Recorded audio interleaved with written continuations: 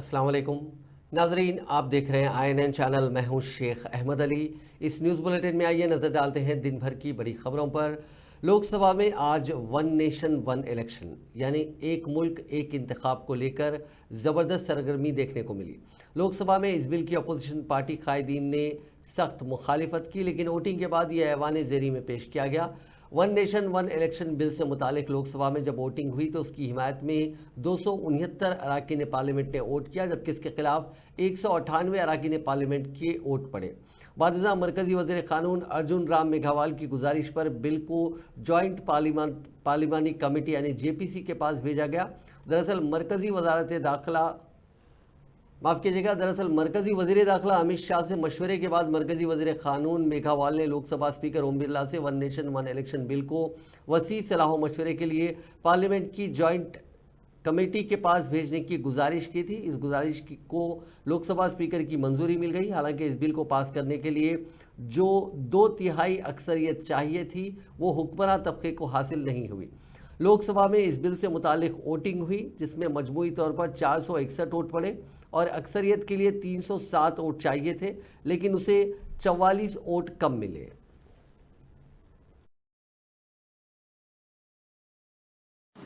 Thank you, Honorable Speaker, sir.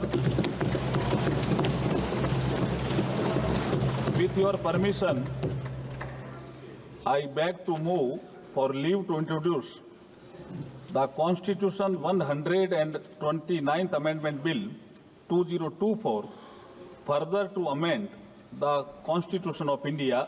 ये item number 18 में है और आइटम नंबर 19 में जैसे आपने कहा, Honorable Speaker, sir, with your permission, I wish to move for leave to introduce the Union Territories Laws Amendment Bill 2024, further to amend the Government of Union Territories Act 1963, the Government of National Capital Territory of Delhi Act 1991, and the Jammu and Kashmir Reorganization Act 2001। Lalu साहब ने कहा कि इसको JPC को दे देना चाहिए। जब ये संविधान सुधार का विधेयक, संवैधानिक संशोधन जब कैबिनेट में चर्चा में आया, तब प्रधानमंत्री जी ने स्वयं मंशा व्यक्त करी थी कि इसको JPC को देना चाहिए। इस पर विस्तृत चर्चा सभी स्तर पर होनी चाहिए। इसलिए मुझे लगता है कि इसमें सदन का ज्यादा समय जाया करे बगैर, अगर मंत्री जी कहते हैं कि इसको JPC को सौंपने के लिए वो तैयार है, तो JPC में होगी और के रिपोर्ट के आधार पर कैबिनेट इसको पारित करेगी, तब भी फिर से चर्चा होनी है। तो मैं मानता हूं कि माननीय मंत्री जी अगर JPC में रखने की इच्छा व्यक्त करते हैं तो यहीं पर एक चीज समाप्त। जो सदस्य विरोध में ना कहें, मेरे विचार में निर्णय ना वालों के पक्ष में हुआ। जी, अब मतदान नाउ डिवीजन। महासचिव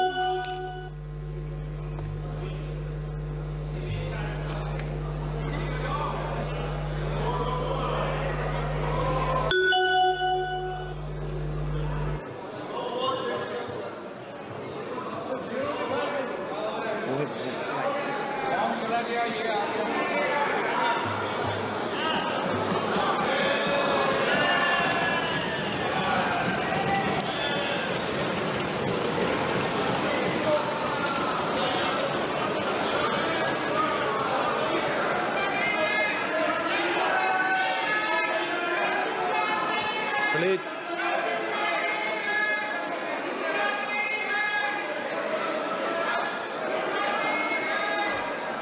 क्या मान्य सदस्य तरीका है? मैंने पहले ही स्पष्ट कर दिया है। नो, एक मिनट प्लीज। मान्य सदस्य प्लीज आप बैठिए। प्लीज मान्य सदस्य,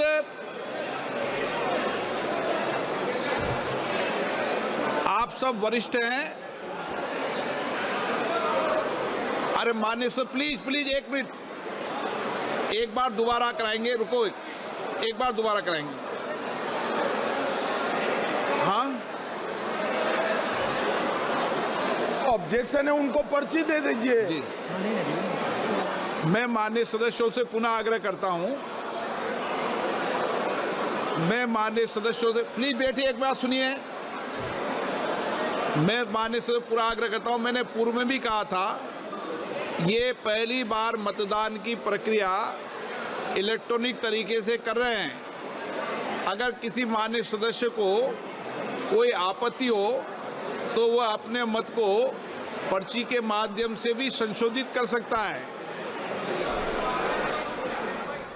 मंगल की सुबह जुनूबी बहरहाल में वाक़े जजीरा मुल्क वानोवातो में 7.3 शिद्दत का एक ताकतवर जल्जला आया। हिंदुस्तानी वक्त के मुताबिक ये जल्जला सुबह 7:17 पर आया। जल्जले का मरकज़ यानी एपी सेंटर दारुल हुकूमत पोर्ट वेला से 30 किलोमीटर मगरिब में 57 किलोमीटर की गहराई में था। जल्जले के बाद 5.5 शिद्दत का आफ्टर शॉक आया। ये मालूमात यूएस जियोलॉजिकल सर्वे ने दी है। जल्जले के बाद होने वाले नुकसानात का अंदाज़ा लगाया जा रहा है। तमाम सरकारी वेबसाइट्स ऑफलाइन हो चुकी हैं। इसके अलावा पुलिस और दीगर इदारों के फ़ोन नंबर भी उस वक्त काम नहीं कर रहे थे। मुल्क के जल्जले से मुतालिक मुख्तलिफ वीडियोस पोस्ट की गई हैं। उनमें एक वीडियो के मुताबिक बरतानिया, फ्रांस और न्यूजीलैंड के सिफारती मिशंस की इमारत को भी काफ़ी नुकसान पहुंचा है। इसके बाद कुछ वीडियोस और सोशल मीडिया पर आए जिसमें जल्जले के बाद सुनामी की खबरें भी सामने आई हैं।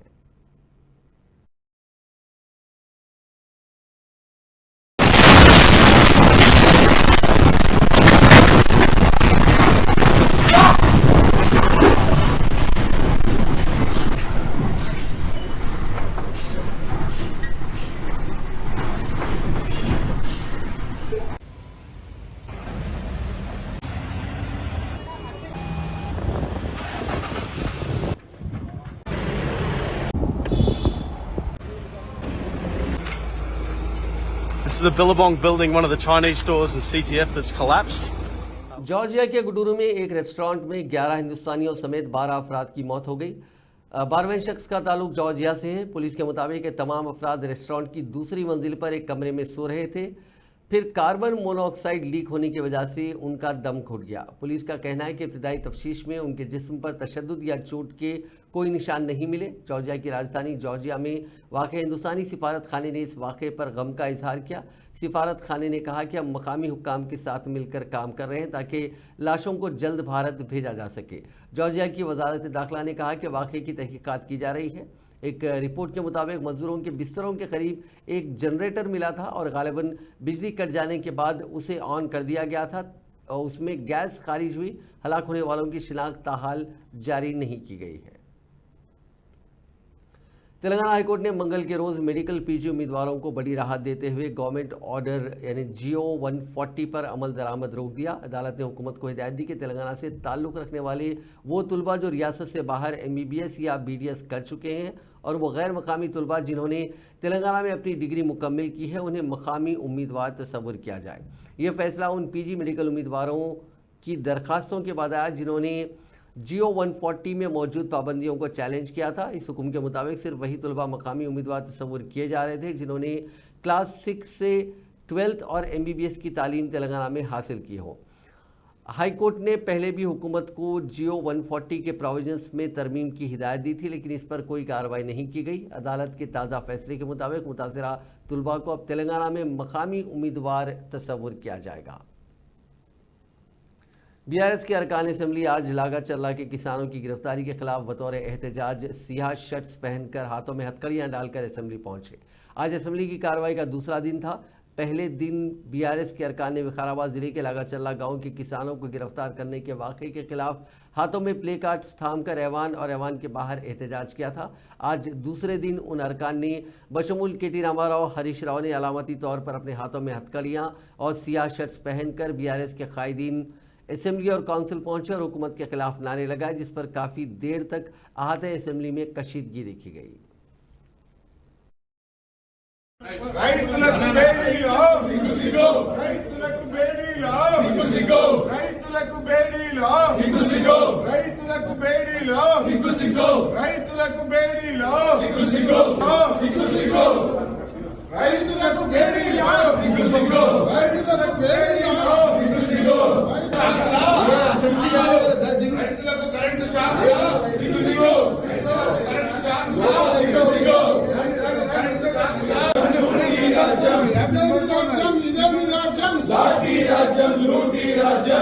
రైతులకు బేడీలా రైతులకు బేడీలా రైతులకు బేడీలా రైతులకు బేడీలా రైతులకు బేడీలా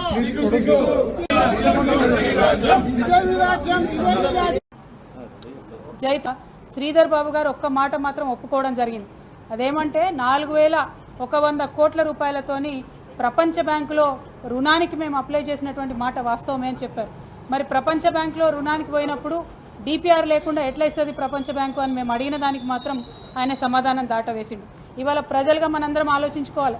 ఒక చిన్న బైక్ లోన్కి పోతే కూడా 100 కాగితాలు అడుగుతారు. 4100 కోట్ల రూపాయలుగా ప్రక్షాళన చేయాలని బీఆర్ఎస్ పార్టీ భావించింది. అందుకే మొదటగా ఎస్టీపీలు కట్టి रियासती असम्बली में वक्फे सवालात के दौरान डिप्टी चीफ मिनिस्टर भट्टी विक्रमार्का और बीआरएस के रुकन असम्बली हरीश राव के दरमियान वक्फे से गर्मा गर्म बहस और लफ्जी तकरार देखी गई, जहां एक मौके पर डिप्टी चीफ मिनिस्टर ने हरीश राव से कहा कि इख्तिदार से महरूमी के बाद बीआरएस के कायदीन के रवैये में कोई तब्दीली नहीं आई है। हक़ाइक़ को पेश करने पर बीआरएस आग बगोला हो रही है। उन्होंने कहा कि कांग्रेस हुकूमत बीआरएस की तरह रियासत के असासों को फ़रोख्त के लिए नहीं रखी है, जबकि हरीश राव ने भट्टी विक्रमार्का पर बीआरएस दौर में हासिल किए गए कर्जों के ताल्लुक से ऐवान को गुमराह करने का इल्ज़ाम आयद किया। बीआरएस दौर में हासिल किए गए कर्ज से मुतालिक सवाल का जवाब देते हुए भट्टी विक्रमार्का, जो कि वज़ीर फाइनेंस का कलमदान भी रखते हैं, उन्होंने कहा कि कांग्रेस हुकूमत ने कर्ज के हुसूल में FRBM की हद उबूर नहीं की और मुस्तकबिल में भी इस हद को उबूर नहीं किया जाएगा। అధ్యక్ష ఆర్బీఐ కంటే గొప్ప వాళ్ళు అయితే ఉండరు అధ్యక్ష. ఇన్ఫాక్ట్ అధ్యక్ష ఉన్నా అని చెప్తా ఉన్నారు. వారికి అన్ని రూల్స్ తెలుసు, నిబంధనలు అన్నీ తెలుసు. క్వశ్చన్ అవర్లో క్వశ్చన్ అడుగుతారు, సమాధానం చెప్తాం. క్వశ్చన్ ఉంటుంది కానీ వారు షార్ట్ డిస్కషన్ లాగా ఉపన్యాసం చెప్పుకుంటూ పోతా ఉన్నారు. మరి వారికి అనుభవం లేకనా కావాలని సభను తప్పుదోవ పట్టించడం కోసం చేసే ప్రయత్నమా? మీరు అడిగారు, ఈ అప్పుల పైన మీరు తప్పుదోవ పట్టిస్తూ ఉన్నారు, గోబెల్స్ ప్రచారం చేస్తున్నాం, ఏదంటే సభలో చర్చ పెట్టండి. ఎస్, మేము రాగానే సభలో చర్చ ఉండాలనే వైట్ పేపర్ పెట్టా. మీరు చేసిన తప్పులు అన్నింటినీ వాళ్ళన్నీ తెలియాలనేటువంటి ఆలోచనలు ఏదో ఏ ఫామ్లో ఇస్తారో కోటానికి ప్రయత్నం. అయితే గౌరవ డిప్యూటీ స్పీకర్ గారి యొక్క సవాల్ను నేను స్వీకరిస్తా ఉన్నా. ఆల్రెడీ బీఆర్ఎస్ పార్టీ తరఫున మేము ప్రివిలేజ్ మోషన్ ఇచ్చాం. Privilege motion on honourable deputy CM we have given sir. That privilege motion is pending. Sir సభ మళ్ళీ సభను కూడా మళ్ళీ తప్పుదోవ పట్టిస్తున్నారు అధ్యక్ష. మళ్ళీ తప్పుదోవ పట్టించిన అంటే లేస్తే సత్యదూరమైన మాటలు మాట్లాడటం తప్ప వాస్తవాలు. वज़ीर पंचायत राज सीतक्का ने कानून साज काउंसिल में ऐलान किया कि कांग्रेस हुकूमत ने इख्तिदार संभालने के बाद से 3,21,000 नल के कनेक्शन फराहम किए हैं। इजलास के दौरान उठाए गए सवालात का जवाब देते हुए वज़ीर सीतक्का ने बताया कि रियासत के 53,98,000 घरों को 2021 तक 100% पीने के पानी की फराहमी हासिल थी। ताहम जून और जुलाई में दही इलाकों में किए गए एक सर्वे से मालूम हुआ कि 4,49,000 घरों में नल के कनेक्शन की कमी है। उन्होंने कहा कि हमने 3,21,000 घरों को पीने के पानी की फराहमी के लिए नल कनेक्शन फराहम किए, लेकिन 1,28,000 घरों को अब भी कनेक्शन की ज़रूरत है। इस खला को पूरा करने के लिए कोशिशें की जा रही हैं। सीतक्का ने निशानदेही की कि अगरचे के देहातों को बल्क पानी की सप्लाई हमेशा मौजूद रही है, लेकिन तर्ज ज़िंदगी में तब्दीली की वजह से घरेलू नल कनेक्शन की मांग में इजाफा हुआ है। वज़ीर सनत डी श्रीधर बाबू ने मंगल के रोज़ तेलंगाना कानून साज काउंसिल में कहा कि कांग्रेस हुकूमत मूसा नदी को बहाल करने और तरक्की देने के लिए पुरज़्म है। उन्होंने बीआरएस हुकूमत को शदीद तनकीद का निशाना बनाते हुए कहा कि 2014 में किए गए वादों के बावजूद बीआरएस हुकूमत ने गुज़िश्ता दहाई में मूसा नदी की सफाई और बहाली के लिए कोई ख़ास काम नहीं किया। यह बयान बीआरएस के रुकन कानून साज काउंसिल के कविता, कांग्रेस के एमएलसी जीवन रेड्डी और दीगर की जानिब से मूसा नदी की तरक्की के हवाले से उठाए गए सवालात के जवाब में दिया गया।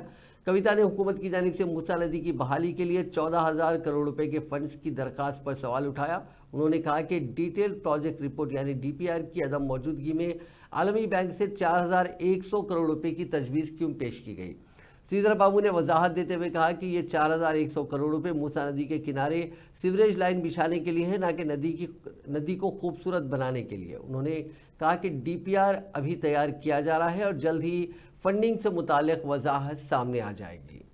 మూసీ నదికి సంబంధించి ప్రభుత్వం ఇచ్చినటువంటి ఆన్సర్లో నేను పాయింట్అవుట్ చేస్తా ఉన్నాను. కేంద్ర మంత్రి కిషన్ రెడ్డి గారిని కలిసి 14,000 కోట్ల రూపాయలు మాకు మూసీ అభివృద్ధికి కావాలని చెప్పి అడగడం జరిగింది సార్. మరి అది ఏ ప్రాతిపదికన అడిగినారు? మీకు డిపిఆర్ లేకపోతే మూసీ దగ్గర మీరు 14,000 కోట్లు ఏం ప్రాజెక్టుల కోసం అడిగినరు, ఎందుకోసం అడిగినరు? మరి ఒకవేళ అవి రెండు వాస్తవం అయితే సీఎం గారు 14,000 కోట్లు అడగడం, అట్లానే వరల్డ్ బ్యాంకుకి మీరు అడగడం వాస్తవం అయితే మరి ఇక్కడ మమ్మల్ని తప్పుదోవ పట్టిస్తున్నారా? సభ సాక్షిగా మీరు తప్పుడు సమాచారం ప్రజలకు సభ్యులకు ఇస్తున్నారా? ఇట్లా ఇచ్చినట్టయితే అధ్యక్ష మేము మా పార్టీలో కూడా డిస్కషన్ చేసుకుంటాం అధ్యక్ష. ప్రివిలేజ్ మోషన్ కూడా అవసరమైతే ఆలోచన చేసి మూవ్ చేస్తాం అధ్యక్ష. లేదండి, అయితే మూసీ నది పరివాహక ప్రాంతంలో నివసిస్తూ వరద ముంపుకు గురయ్యే 309 కుటుంబాలు స్వచ్ఛందంగా తరలిపోయారు. వారి నిర్మాణాలకు భవనాలకు చట్టబద్ధమైన అనుమతులు లేవు. డి ప్రశ్నకు సమాధానం, తరలిపోయిన కుటుంబాలు తమంతట తాము స్వచ్ఛందంగా మొత్తం 181 ఇళ్లను కూల్చివేశారు. మూసీ రివర్ ఫ్రంట్ డెవలప్మెంట్ ప్రాజెక్ట్కి సమగ్ర మాస్టర్ ప్లాన్ రూపొందించడం కోసం MRDCL consortium master plan consultant ఎంపిక చేశారు. तेलंगाना कानून साज काउंसिल के चेयरमैन गुत्ता सुखेंद्र रेड्डी ने मंगल के रोज कांग्रेस हुकूमत से मुतालबा किया कि वो साबिका BRS हुकूमत के मनऊरू मनबड़ी स्कीम के तहत शुरू किए गए स्कूलों के अधूरे तामीराती कामों को मुकम्मल करे। उन्होंने कहा कि कई देहातों में स्कूलों की तामीर अधूरी रह गई है, जिसकी वजह से बच्चों को नाकिस तालीमी हालात में पढ़ना पड़ रहा है। उन्होंने मिसाल देते हुए कहा कि उनके अपने गाँव में जिला परिषद हाई स्कूल की तामीर शुरू की गई थी, छत डाल दी गई, लेकिन दीवारें और खिड़कियां अब भी नामुकम्मल हैं। सुखेंद्र रेड्डी ने मजीद कहा कि कांग्रेस हुकूमत के अम्मा आदर्श स्कूल मंसूबे को कामयाब बनाने के लिए ज़रूरी है कि मौजूदा तामीरात को मुकम्मल किया जाए। उन्होंने हुकूमत से अपील की कि इन मंसूबों पर काम करने वाले ठेकेदारों के बकाया जात भी जल्द से जल्द अदा किए जाएँ। గౌరవ మంత్రి గారు, మన ఊరు మనబడి కార్యక్రమం గత ప్రభుత్వం తీసుకున్నది. దాంట్లో చాలా గ్రామాల్లో సగం కన్స్ట్రక్షన్ ఆగిపోయి ఉన్నాయి. వాళ్ళకు పేమెంట్స్ ఇవ్వాల్సినటువంటి అవసరం ఉంది. ఎందుకంటే ఎగ్జాంపుల్ నా ఊర్లోనే జిల్లా పరిషత్ హై స్కూల్ మన ఊరు మన ఊళ్ళో తీసుకున్నారు. స్లాబ్ వేసినారు, గోడలు కిటికీలు లేవు. తర్వాత ఆ స్కీము ఇప్పుడు కొత్త ప్రభుత్వం ఏం చేసింది, అమ్మ ఆదర్శ పాఠశాలలు తీసుకున్నాం. వాటినన్నా పూర్తి చేస్తే బాగుండేది, వాటిని పూర్తి చేయలేదు. కాబట్టి దాని మీద మీరు ఒక మన ఊరు మనబడికి సంబంధించినటువంటి వాటి పేమెంట్స్ మొత్తం పూర్తి చేయాలి. ఫర్దర్గా ఉన్నటువంటి వర్క్లను ఇమీడియట్గా పూర్తి చేస్తే పిల్లలేమో ఇప్పుడు చెట్ల కింద కూర్చునేటువంటి పరిస్థితి వచ్చింది. ఎందుకంటే तेलंगाना में नए रेवेन्यू डिविजन्स के क़याम के लिए तजावीज़ हुकूमत के ज़ेर गौर हैं। वज़ीर रेवेन्यू पुगलटी श्रीनिवास रेड्डी ने कहा कि रियासत में 11 नए रेवेन्यू डिविजन्स के क़याम के लिए तजावीज़ हुकूमत के ज़ेर गौर हैं। कानून साज असेंबली में सवाल और जवाब के सेशन यानी क्वेश्चन आवर के दौरान एक सवाल का जवाब देते हुए वज़ीर मौसूफ ने कहा कि वो आलेर को जल्द से जल्द रेवेन्यू डिवीज़न करार देने पर गौर कर रहे हैं। साथ ही उन्होंने बताया कि अब तक नए डिवीजन्स के क़याम के लिए 11 तजावीज़ ज़ेर गौर हैं। नारायणपेट ज़िले के मक्तल और वनपति ज़िले के आत्माकुर को रेवेन्यू डिवीज़न करार देने का मामला भी ज़ेर गौर है। एक और सवाल का जवाब देते हुए वज़ीर मौसूफ ने कहा कि इंतज़ामिया की आसानी को मद्देनज़र रखते हुए आवाम की परेशानियों को दूर करने के लिए नए डिवीजन्स और मंडल्स की तश्कील पर गौर किया जाएगा। द्वारा साचार ఎమ్మెల్యే గారు ఐలే గారికి ఏదైతే ఇందాక తమకు వివరించిన దాంట్లో ప్రభుత్వానికి అందిన ఆదేశాలు ఇచ్చి ఫీలించడం జరిగింది అధ్యక్ష. అదే రకంగా ఐలే గారు ఒక మండలం గురించి కూడా ఆయనని అడిగారు. దాన్ని కూడా కలెక్టర్ గారి దగ్గర నుంచి ఫీజిబిలిటీ రిపోర్ట్ తెప్పిస్తాం. దాని మీద కూడా పూర్తిగా పరిశీలించి నిర్ణయం తీసుకోవడం జరుగుద్ది. ఇందాక సోదరిమైన అన్నట్లు జిల్లాలు ఏవేవో మారుస్తామనో జిల్లాలు ఏవేవో తీసేస్తున్నామనో ఏదైతే ఒక గ్లోబల్ ప్రచారం బయట జరుగుతుందో నిన్న ఆ పెద్దల సభలో జరిగిన దాంట్లో కూడా చాలా స్పష్టంగా చెప్పాను. మళ్ళీ ఈ సభలో కూడా గౌరవ సభ్యులందరికీ ఏం చెప్పదలుచుకున్నది, ప్రభుత్వ పక్షాన ఏ జిల్లాని ఈ ప్రభుత్వం తీసేయాలని కానీ కొత్తగా ఏదో ఒక జిల్లా ఇవ్వాలని కానీ ఈ ప్రభుత్వానికి లేదు. ఉన్న జిల్లాలు ఏవో वज़ीर पंचायत राज डी सीतका ने मंगल को कानून साज काउंसिल में BRS हुकूमत पर तनकीद करते हुए कहा कि फ़ी रीइंबर्समेंट स्कीम को नज़रअंदाज किया गया, जिसकी वजह से 5,197 करोड़ रुपए के बकाया जात जमा हुए हैं।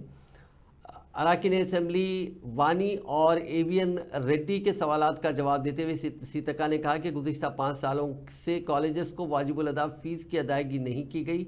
उन्होंने आदाद और शुमार पेश करते हुए बताया कि 2019-20 में 40 करोड़, 2020-21 में 209 करोड़, 2021-22 में 981 करोड़, 2022-23 में 2120 करोड़ और 2023-24 में 1845 करोड़ रुपए अदा नहीं किए गए और ये मजमूई तौर पर 5197 करोड़ रुपए हैं। सीतका ने एक दिलखराश वाक़े का हवाला देते हुए कहा कि वनपर्ती ज़िले की एक दलित इंजीनियरिंग तालिबा लावनिया माली दबाव की वजह से खुदकुशी की है। उन्होंने कहा कि ऐसे वाक़यात इस बात की निशानदेही करते हैं कि फ़ंड्स की अदम अदायगी से तुलबा और उनके ख़ानदानों को कितनी मुश्किलात का सामना करना पड़ता है। అధ్యక్ష గౌరవ సభ్యురాలు వాణి గారు అదేవిధంగా ఏవిఎన్ రెడ్డి గారు కోరినట్టుగా ఫీజులు చాలా వరకు పెండింగ్లో ఉన్నాయి అధ్యక్ష. గతంలో 2007లో ఆనాటి కాంగ్రెస్ ప్రభుత్వం వైఎస్ఆర్ గారి ఆధ్వర్యంలో చదువు కొనలేనటువంటి పేదింటి బిడ్డలకు చదువు భారం కాకూడదనే ఉద్దేశంతో కార్పొరేట్ విద్యను అందించాలనే లక్ష్యంతో ఈ పథకాన్ని ప్రవేశపెట్టడం జరిగింది అధ్యక్ష. పెద్ద ఎత్తున వేలాది మంది విద్యార్థులు కూడా ఉన్నత స్థానంలోకి రావడానికి ఉపయోగపడింది. తెలంగాణ రాష్ట్రం ఏర్పడ్డ తర్వాత కూడా ఈ పథకం కొనసాగింది. కానీ 2019 నుంచి ఈ రోజు వరకు బకాయిలు పేరుకుపోతూ గుట్టల్లా మిగిలిపోయినాయి అధ్యక్ష. 2019లో 19-20లో 40 కోట్లు, 20-21లో 209 కోట్లు, 21-22లో 981 కోట్లు, 22-23లో 2120. मजलिस के फ्लोर लीडर अकबरुद्दीन अवैसी ने तुलबा की फी रियम्बर्समेंट स्कीम की रकम जारी न करने पर सड़कों पर निकलकर लाखों तुलबा की तायद में एहतजाज करने की हुकूमत को धमकी दी है। तेलंगाना कानून साज असेंबली में वक्फा सिफर के दौरान तुलबा की फी रियम्बर्समेंट स्कीम की रकम की इजराई के मसले को उठाते हुए अकबरुद्दीन अवैसी ने कहा कि गुज़िश्ता 4 साल से हुकूमत ने 20 लाख तुलबा की फी रियम्बर्समेंट स्कीम की रकम जारी नहीं की, जिसकी वजह से अक़लियतों समेत दीगर तबक़ात के बच्चों को काफ़ी मुश्किलात पेश आ रही हैं। उन्होंने कहा कि इंजीनियरिंग समेत कई पेशा वराना कोर्सेज़ की तकमील के बाद भी तुलबा को उनके सर्टिफिकेट जारी नहीं किए जा रहे हैं, क्योंकि खानगी कॉलेजों के इंतज़ामिया भी फी रियम्बर्समेंट की रकम ना मिलने से परेशान है और वो स्टाफ को तनख्वाह देने के मौक़िफ़ में नहीं है। अकबरुद्दीन अवैसी ने कहा कि ये एक अहम मसला है, इस सिलसिले में हुकूमत को फौरी तौर पर कुछ न कुछ रकम जारी करना चाहिए। कि मैनेजमेंट्स भी परेशान है कि अगर आप देखेंगे सर, हर साल करीब 7 lakh, every year almost 7 lakh students gate enrolled for the fees reimbursement under MTF and RTF, pre-matric and post-matric, sir. For the last 4 years, the scholarship has not been released, due to which the students are facing hardship, their certificates are not being getting released, and the government have instructed to release the certificate. Sir, certificates अगर release कर देते हैं, तो सवाल ये है sir, कि managements कैसा चलाएंगे? A college functions and runs through the fees which is being collected from the students. If the fees is not received on the time, sir, it is not only lakhs of students, sir. I would say, sir, I might be wrong, but please correct me if I am wrong. 20 lakh students are suffering, sir, as of now. 20 lakh students suffer कर रहे हैं, SC, ST, BCs, minorities. और न सिर्फ 20 lakh students suffer कर रहे हैं, sir. Almost 4 lakh teaching staff is not getting the salaries on time, or from months they are not being getting the salaries paid. So it is such an important issue, sir. Sir, the government should not forget that, if today we are here in the state of Telangana, it were the sacrifices of the students, the agitation of the students, that we got Telangana, sir. And now the hardship has been faced by the students. They are not getting certificates.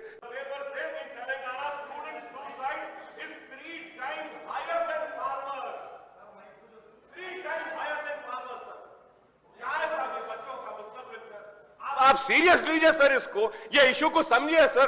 बच्चों के वास्ते ये मुस्तकबिल है। यही बच्चे थे जो अपनी जान देकर तेलंगाना को लाए सर, और आज इन बच्चों के साथ नाइंसाफी हो रही है। ये स्टूडेंट्स ही थे जिनकी वजह से तेलंगाना मिला। ये स्टूडेंट्स ख्वाब देखे कि सुनहरा तेलंगाना होगा, लेकिन क्या है साहब, ये बच्चों का कुछ तो दीजिए सर, कुछ तो दीजिए। मेरी रिक्वेस्ट है, कुछ तो दीजिए, कुछ तो रिलीज करिए sir. The students are suffering, the teachers are suffering, the colleges are suffering, sir. They are shutting down, sir. It is an important issue, sir. Through you, sir, I request all the political parties also to cut across your ideology. रियासती assembly में BJP के floor leader M Maheshwar Reddy ने मंगल को कांग्रेस हुकूमत से सवाल किया कि वह इंतखाबी वादों और जमानतों की तकमील के मामले में आवाम को कब तक धोखा देती रहेगी। असेंबली पॉइंट पर मीडिया के नुमाइंदों के साथ बात करते हुए महेश्वर रेड्डी ने कहा कि डिप्टी चीफ मिनिस्टर भट्टी विक्रमार्का का एक तरफ ये दावा है कि 6 जमानतों की तकमील के लिए हुकूमत के पास दरकार बजट नहीं है, दूसरी जानिब वज़रा उन जमानतों की तकमील के दावे करते हुए नहीं थक रहे हैं। बीजेपी लीडर ने इल्ज़ाम आयद किया कि कांग्रेस झूठे वादे करते हुए इख्तिदार पर काबिज हुई है और बीजेपी का मुतालबा है कि हुसूल इख्तिदार के 1 साल बाद भी इंतखाबी वादों और जमानतों की अदम तकमील के लिए चीफ मिनिस्टर रेवंत रेड्डी और डिप्टी चीफ मिनिस्टर मल्लू भट्टी विक्रमार्का के खिलाफ धोखाधड़ी के मुकदमात दर्ज किए जाएं। तेलंगाना कानून साज असेंबली में अपोजिशन बीआरएस और बीजेपी की हंगामा आराई के दरमियान हुक्मरान जमात कांग्रेस ने 3 अहम बिल्स को बगैर किसी मुबाहिस के मंजूरी दे दी, जिनमें young India physical education and sports university bill, university act amendment bill और तेलंगाना जीएसटी अमेंडमेंट बिल शामिल है। विकाराबाद जिले के लागत चल्ला वाक़े पर मुबाहिस की इजाज़त देने का मुतालबा करते हुए बीआरएस और बीजेपी की जानिब से तहरीक इल्तिवा पेश किया गया था, जिसे स्पीकर जी प्रसाद कुमार ने मुस्तरद करते हुए वज़रा को बिल्स पेश करने की हिदायत दी। इसी दौरान बीआरएस और बीजेपी के अरकान अपनी सीटों से खड़े हो गए और ऐवान में शोर व गुल शुरू कर दिए। स्पीकर ने अपोजिशन के अरकान को खामोश हो जाने और ऐवान में नज़्म ज़ब्त बरकरार रखने की दरख्वास्त की थी, लेकिन उनके रवैये में कोई तब्दीली नहीं आई। इसी दौरान इन 3 बिल्स को पास किया गया। बीजेपी के रुकन असेंबली राजा सिंह ने मंगल के रोज़ तेलंगाना कानून साज असेंबली के 0 ओवर में मुतालबा किया कि उस्मानिया जनरल हॉस्पिटल को मौजूदा मकाम पर ही दोबारा तामीर किया जाए। राजा सिंह ने कहा कि अस्पताल की मुंतकली जिसे गोशा महल ग्राउंड जिसकी निशानदेही की गई है, अगर वहाँ किया जाता है तो रिहायशियों के लिए शदीद मुश्किलात का बाइस बनेंगी। उन्होंने हुकूमत से अपील की कि वो अपने फैसले पर नजरसानी करें और उस्मानिया हॉस्पिटल को उसकी मौजूदा जगह पर दोबारा तामीर करें।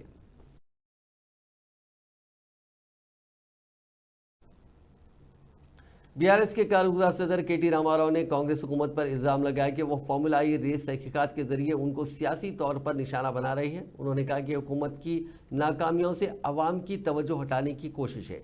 केटीआर ने सोशल मीडिया प्लेटफॉर्म एक्स पर कहा कि अब 30 मरतबा दिल्ली जाकर कुछ हासिल नहीं कर पाए सिवाय 3 केसेस फाइल करने के। अगर इससे आपको खुशी मिलती है तो आपको मुबारक हो। शहर हैदराबाद में तालाबों, कुंटों और सरकारी अराजियात को कब्जे से महफूज रखने के लिए तश्कील करदा Hyderabad disaster response and assets monitoring and protection agency यानी हाइड्रा के कमिश्नर ईवी रंगनाथ ने इंतजामी कार्रवाइयों से मुतालिक एक अहम बयान देते हुए वाज़ेह किया कि हाइड्रा की तश्कील से कबल हुई तामीरात को हाथ नहीं लगाया जाएगा। उन्होंने कहा कि जारिया साल जुलाई के बाद तालाबों, कुंटों और सरकारी अराजियात पर हुई गैर मजाज तामीरात को ही मुनहदिम किया जाएगा। इसके अलावा साबिक़ में तामीरी इजाज़त हासिल करते हुए अब तक जो तामीरात अंजाम दिए जा चुके हैं उनके खिलाफ कोई कार्रवाई नहीं की जाएगी, अलबत्ता बगैर किसी तामीरी इजाज़त के होने वाली तामीरात को मुनहदिम किया जाएगा। हैदराबाद के आउटर रिंग रोड के करीब 16 रूफ टॉप साइकिलिंग ट्रैक का कुछ हिस्सा ट्रैफिक जाम के मसले को हल करने के लिए हटा दिया गया। जेसीबी मशीनों के जरिए ये कार्रवाई की गई। पोपलगुड़ा के इलाके में जेसीबी के जरिए ट्रैक को हटाने की वीडियो सोशल मीडिया पर वायरल हो गई, जिससे इस मंसूबे के मुस्तकबिल पर बहस शुरू हो गई। ये 23 किलोमीटर लंबा साइकिलिंग ट्रैक 1 अक्टूबर 2023 को उस वक्त के वजीर केटी रामाराव की मौजूदगी में शुरू किया गया था। यह अपनी नौइयत का पहला मंसूबा था जो HMDA के तहत बनाया गया था।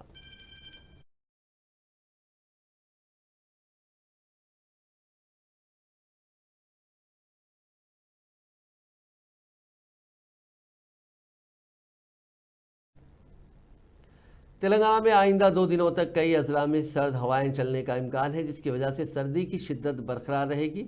ये बात हैदराबाद के महकमे मौसमियात ने बताई।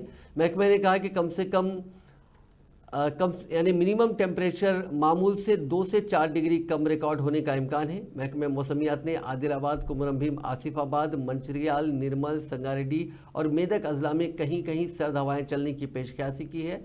अलावाजी महकमे ने कहा कि परसों कहीं कहीं हल्की से दरमियानी बारिश होने का भी इम्कान है।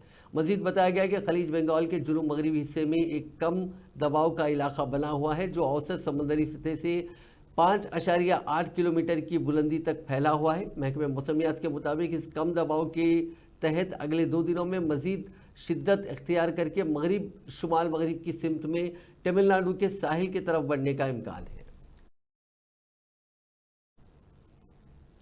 नाजरीन, इस न्यूज़ बुलेटिन में बस इतना ही। आप देखते रहिए INN चैनल।